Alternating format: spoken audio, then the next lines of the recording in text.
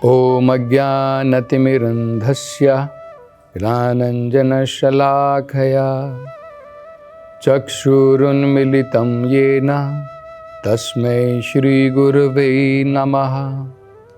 नमो ॐ विष्णुपादाय कृष्णपृष्ठाय भूतले श्रीमते भक्तिवेदान्त स्वामिन् इति नामिने। नमस्ते सरस्वते देवे गौरवाणी प्रचारिणे निर्विशेषा शून्यवादी पाश्चात्य देशतारिणे। जय श्री कृष्ण चैतन्य प्रभु नित्यानंद श्री अद्वैत गदाधर श्रीवासदि गौर भक्तवृंद। हरे कृष्णा कृष्ण कृष्णा हरे हरे, हरे राम राम राम हरे हरे। हरे कृष्णा। तो पिछली कथा में हम बड़ी ही भगवान की मनमोहक अद्भुत बाल लीला का वर्णन कर रहे थे।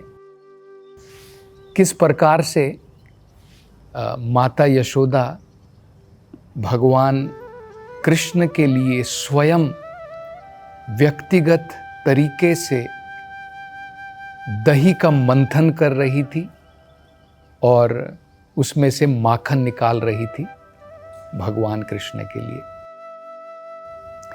लेकिन ऐसा हुआ कि जब वो कृष्ण को दूध पिला रही थी और उन्हें याद आया कि निकट में ही उन्होंने चूल्हे के ऊपर दूध रखा हुआ है, वो दूध उबल करके बाहर गिर रहा था।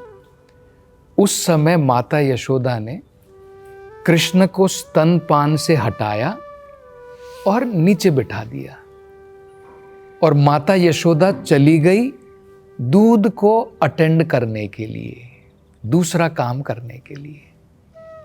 अब देखिए यहाँ पर ये बड़ा महत्वपूर्ण प्रसंग आ सकता है कि क्या माता यशोदा के लिए वो इम्पोर्टेंट था, वो जरूरी था कार्य कि कृष्ण को स्तनपान करा रही थी, बीच में छोड़ करके दूसरा काम करने के लिए चली गई। लेकिन हमें ये समझना है ये दोनों भी कार्य कृष्ण के लिए ही थे। स्तनपान के द्वारा भी माता यशोदा कृष्ण को स्तनपान करा रही थी और वो जो दूध चूल्हे के ऊपर रखा था वो भी उनकी सेवा के लिए ही था। उसके द्वारा दही बना करके, दही को उसका मंथन करके जो माखन निकलेगा वो भी कृष्ण के लिए ही था। तो दोनों कार्य कृष्ण की सेवा के लिए ही थे। और यहाँ पर जो बड़ा महत्वपूर्ण प्रसंग ये है कि कई बार भक्त को अनेकों कार्य करने पड़ते हैं एक ही लक्ष्य के लिए। एक ही लक्ष्य के लिए अलग अलग कार्य करने हो सकते हैं हमें। कृष्ण की संतुष्टि के लिए ही, भगवान की संतुष्टि के लिए ही कई बार हमें अलग अलग कार्य करने पड़ते हैं और कई कार्य हमें पहले करने होते हैं और कई कार्य बाद में करने हैं। तो ये हम कैसे पता लगाएंगे कि भाई मुझे ये कार्य पहले करना है, ये महत्वपूर्ण है अभी, और वो दूसरा कार्य मैं बाद में कर लूँगा। तो जैसे माता यशोदा ने अब यहाँ पर ये निर्णय लिया कि मैं कृष्ण को स्तनपान बीच में छुड़ा करके मैं पहले जाकर के चूल्हे के दूध जो वहाँ पर रखा है, जो बाहर निकल रहा है, मैं उसको अटेंड करूँगी। तो ऐसे भक्तों के सामने कई बार ऐसे प्रसंग आ सकते हैं कि भगवान के ही कार्य के लिए हम दुविधा में पड़ जाएं कि पहले मैं ये करूं या पहले वो करूं। तो जब हम भगवान से प्रेम करते हैं, जब हम भगवान की सेवा में लगे रहते हैं, भगवान हमारे जो हृदय के अंदर में बैठे हुए हैं वो स्वयं हमें ये प्रेरणा देते हैं, ये ज्ञान देते हैं कि हमें कौन सा कार्य पहले करना है, कौन सा कार्य बाद में करना है। ये भगवद गीता में स्वयं भगवान बताते हैं। भगवान कहते हैं, तेषाम सतत युक्तानाम भजताम प्रीतिपूर्वकम। जो सतत, तेषाम सतत युक्तानाम, जो हमेशा, सतत का मतलब होता है जो हमेशा भगवान की सेवा में लगे हुए हैं, प्रेम सेवा में लगे हुए हैं। तेषाम सतत युक्तानाम भजताम प्रीतिपूर्वकम, और जो प्रीति के साथ में लगे हैं। देखिए, भगवान की भक्ति जो है वो उसमें और आम जो हम लोग कार्य करते हैं अंतर होता है, दोनों में डिफरेंस है। जैसे मान लीजिए आप प्रेम के द्वारा भगवान के लिए मंदिर बनाते हैं। अब उस मंदिर में जो ईंट लगाई जाती है वो आप देखेंगे, बड़ा मॉल भी कोई बनाता है वहां पर भी वही ईंट लगती है। आप मंदिर में जो है कुछ ग्लास लगाते हैं, ये लगाते हैं, वो लगाते हैं, वहां पर भी इस प्रकार की चीजें लगाई जाती हैं। तो क्या मंदिर और जो आम बिल्डिंग है उसमें कोई अंतर नहीं है? ये हमको समझना है। एक जगह पर व्यक्ति अपने स्वार्थ के लिए कार्य कर रहा है और यहां पर भगवान की संतुष्टि के लिए कार्य कर रहा है। तो भगवान का भक्त जो होता है वो प्रीति के द्वारा, भजताम प्रीतिपूर्वकम। एक लेबर जो होता है, वो जो कार्य कर रहा है उसके मन में प्रीति नहीं है, लेकिन भक्त के मन में प्रीति होती है, प्रेम होता है। यही अंतर होता है। भगवान जो है हमारी चीजों का भूखा नहीं है, भगवान हमारी भावनाओं का भूखा है। बड़ा सुंदर उदाहरण प्रभुपाद जी देते हैं। अब बच्चे को पिताजी जो है, कई बार आपने देखा है कि सभी चीजें घर के अंदर में पिता ही प्रदान करता है अपनी संतानों को, लेकिन कई बार बेटा जो है बड़े प्यार के साथ में पिता के पास में आता है, पिता से कहता है, पिता ये चॉकलेट खाओ, ये बिस्किट खाओ। अब पिताजी उसके चॉकलेट का, बिस्किट का भूखा नहीं है, पिताजी ही सब कुछ प्रदान करता है। लेकिन जब प्यार के द्वारा, प्रेम के द्वारा बेटा पिताजी को देता है, बड़े ही प्रेम से पिताजी उसको खाता है, चखता है। यही है हमको समझना है। भगवान हमारी चीजों का भूखा नहीं है, लेकिन प्रेम से जब हम भगवान को अर्पण करते हैं उस भावना के साथ में, तब भगवान उसको स्वीकार करते हैं।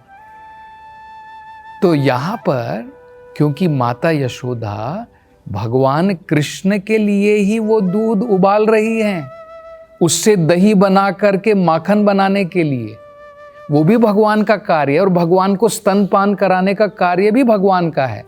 लेकिन कौन सा कार्य जरूरी है, कौन सा पहले करना है, कौन सा बाद में करना है, ये प्रेरणा भगवान हमारे हृदय के अंदर से देगा अगर हम भगवान की प्रेम भक्ति में लगे हैं। ये बड़ा महत्वपूर्ण प्रसंग है जो हमें समझना चाहिए।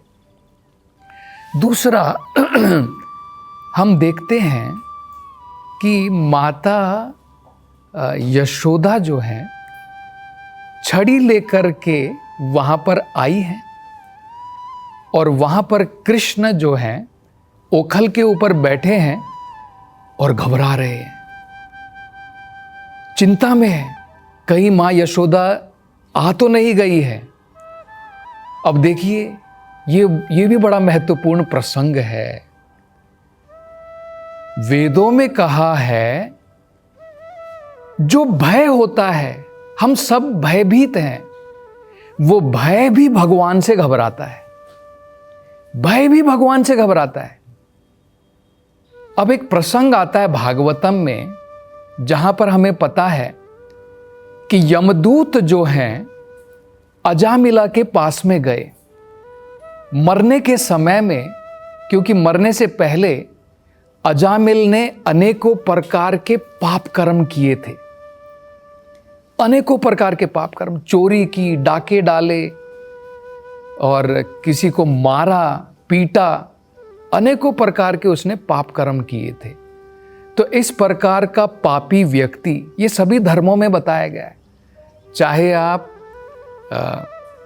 क्रिश्चियनिटी में देख लो, सब में बताया गया है हमें अपने कर्मों का फल भुगतना पड़ता है।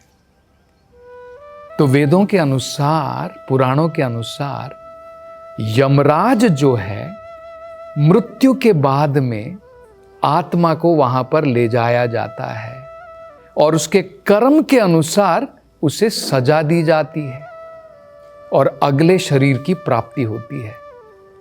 तो अजामिला ने तो कोई अच्छे काम नहीं करे थे, सब प्रकार के पाप कर्म किए थे। उसको लेने के लिए भगवान तो आने वाले नहीं थे। अगर कोई किसी ने भगवान की भक्ति की है, मृत्यु के समय में जब वो शरीर छोड़ के जाता है तो भगवान स्वयं लेने के लिए आएंगे, लेकिन इस प्रकार के पापी व्यक्ति को भगवान थोड़ी लेने के लिए आएंगे। अभी मान लीजिए जब हम लोग यहाँ पर कोई क्रिमिनल काम करते हैं तो राष्ट्रपति थोड़ी आएगा हमारी खातिरदारी करने के लिए, पुलिस का डंडा आएगा। तो इसी प्रकार से यमराज ने अपने यमदूत भेजे थे और उनको देखने के बाद में अजामिल जो है भय के कारण जोर से चिल्लाया। लेकिन उसने क्या किया था, बचपन में क्योंकि भगवान की भक्ति की थी और उसके कारण उसने अपने पुत्र का नाम रखा था नारायण। तो मरने के समय में भगवान को याद नहीं किया, अपने पुत्र को याद करके जोर जोर से चिल्लाए नारायण नारायण। लेकिन क्योंकि उसने किसी ना किसी प्रकार से भगवान के नाम का जप किया तो तुरंत भगवान ने अपने विष्णु दूतों को भेजा और उन्होंने इन यमदूतों से अजामिल को छुड़ाया। उस समय में घबरा करके ये यमदूत यमराज के पास में गए कि आज तक तो ऐसा नहीं हुआ कि इतना पापी व्यक्ति वो हमारे हाथ से छूटा हो, ये कैसे संभव हो सका। तो यमराज ने भी उनको जो है डांटा और फटकारा। यमराज ने कहा आज तो तुम इस प्रकार के व्यक्ति के पास चले गए हो जिसने भगवान के नाम का जप किया है, आज के बाद में कभी मत जाना, ऐसी भूल कभी मत करना। मतलब क्या है देखिए, यमराज से सारे जीव घबराते हैं। वो भय है, पर्सोनिफाइड व्यक्तिगत भय है, उसको देख करके सब जीव घबराते, सबके मन में भय है। मतलब हरेक जीव भय से भयभीत है, लेकिन भय भी भगवान से भयभीत है। यमराज भी भगवान से घबराता है। और यहां पर देखिए, वो भगवान जिससे भय भी घबराता है, माता यशोदा की छड़ी से घबरा रहे हैं। ये प्रसंग बड़ा महत्वपूर्ण है। भय अपि यद बिभेति, जिससे भय भी घबराता है, वो माता यशोदा की छड़ी से घबरा रहे हैं। ये भक्त का प्रेम होता है। इस प्रेम के कारण भगवान भी बंधन में बंध जाता है। एक बार की बात है, एक बार कोई व्यक्ति प्रेसिडेंट लंदन के, वहाँ के ब्रिटिश के प्राइम मिनिस्टर को देखने के लिए गया। तो वहाँ पर वो अपने घर में व्यस्त था। तो ये व्यक्ति जो है कुछ देर बाहर इंतजार करता रहा, सोचता रहा कि भाई प्राइम मिनिस्टर ग्लैडस्टोन किस काम में इतने व्यस्त हैं घर में, जरा मैं भी देखूं। खिड़की से झांक करके देखता है और देख करके बड़ा हैरान रह जाता है। क्या देखता है, प्राइम मिनिस्टर ग्लैडस्टोन अपने पोते के लिए घोड़े बने हुए हैं। देखिए, प्राइम मिनिस्टर है, जो प्राइम मिनिस्टर जिसका एक वाक्य से पूरा देश चलता है, वो प्राइम मिनिस्टर अपने घर में उसका अपने पोते के लिए घोड़ा बना हुआ है और उसका पोता उनके कान पकड़ करके घोड़े की तरह उनको चला रहा है। ये प्रेम के कारण है। ऐसा नहीं है कि प्राइम मिनिस्टर घोड़ा बन जाता है, लेकिन अपने पोते के प्रेम के कारण देखिए। इसी प्रकार से भगवान का प्रेम देखिए। जिस भगवान से भय भी घबराता है, प्रेम के द्वारा उनकी लीला देखिए कि वो माता यशोदा के पुत्र के रूप में पैदा होकर के घबरा रहे हैं और माता यशोदा ये आनंद ले रही है। तो ये एक बड़ा महत्वपूर्ण प्रसंग है। देखिए, तीसरा जो प्रसंग हमें समझना है, माता यशोदा अब कृष्ण के पीछे भाग रही है उनको पकड़ने के लिए। और भागवत में वर्णन किया है वो कृष्ण जो परम ब्रह्मा परम धाम है, जिसको पकड़ने के लिए योगीगण जो है सालों साल अनेकों प्रकार के व्रत करते हैं, अनेकों प्रकार की तपस्याएं करते हैं कि नहीं? हम लोग सब भगवान की प्राप्ति के लिए अनेकों प्रकार के व्रत करते हैं, अनेकों प्रकार की तपस्याएं करते हैं, लेकिन फिर भी भगवान हमारी पकड़ में नहीं आते हैं। फिर भी भगवान को पकड़ना जो है बड़ा दुर्लभ है, बड़ा मुश्किल है। लेकिन प्रेम के द्वारा ऐसे महान भक्त जैसे माता यशोदा, वो जो है योगी भगवान को पकड़ने के लिए अपने हृदय के अंदर में इतनी कठोर तपस्याएं करते हैं, फिर भी नहीं पकड़ पाते हैं। लेकिन माता यशोदा सोच रही है, अरे ये मेरा पुत्र है। और जैसे माँ जो है अपने नटखट पुत्र को पकड़ने के लिए भागती है, माता यशोदा जो है अब कृष्ण के पीछे पीछे भाग रही है उनको पकड़ने के लिए। ये वेदों में कहा है, वेदेषु दुर्लभम अदुर्लभम आत्मभक्तौ।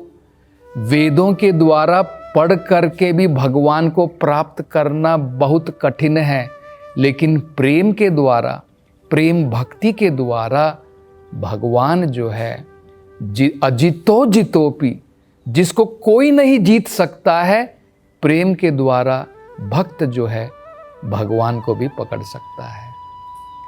तो ये बड़ी सुंदर भगवान की अनोखी लीलाएं हैं और इस कथा के बारे में वर्णन हम अगली कथा में करेंगे। हरे कृष्णा।